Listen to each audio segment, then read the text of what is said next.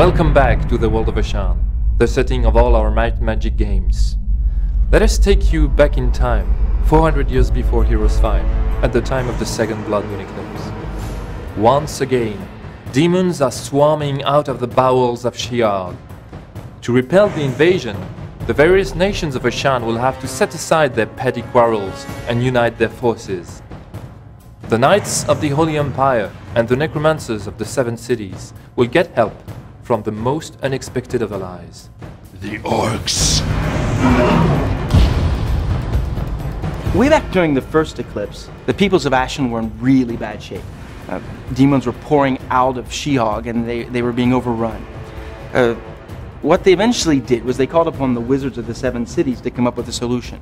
And they got this kind of unkosher idea and started injecting demon blood into criminals.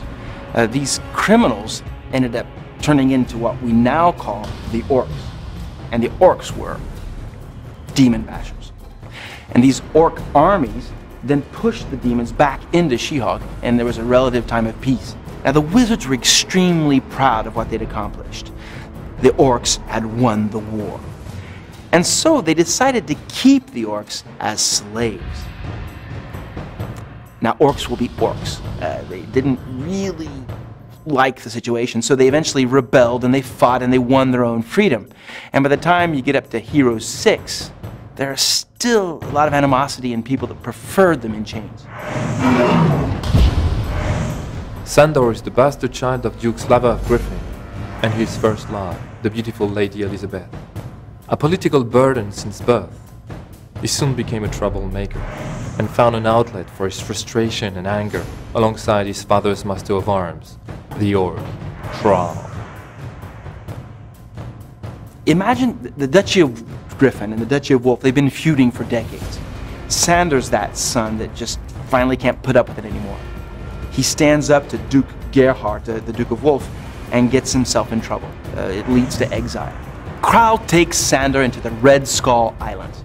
This is where Krau was born. It's Orc country, right? Think dancing with jaguars, blood and light rituals. Sandor's confronted with everything that it means to be an Orc, and he becomes a war chief. He's popular, he amasses a huge horde, a giant army, and goes back into the Holy Empire. Whether he becomes the savior of the Empire or the conqueror, that's really up to the player to decide. The Orc strategy on the battlefield is pretty straightforward. Rush now, think later. The stronghold creatures are fast, highly mobile, brutal, and tough. Their melee damage output is simply the best in the game.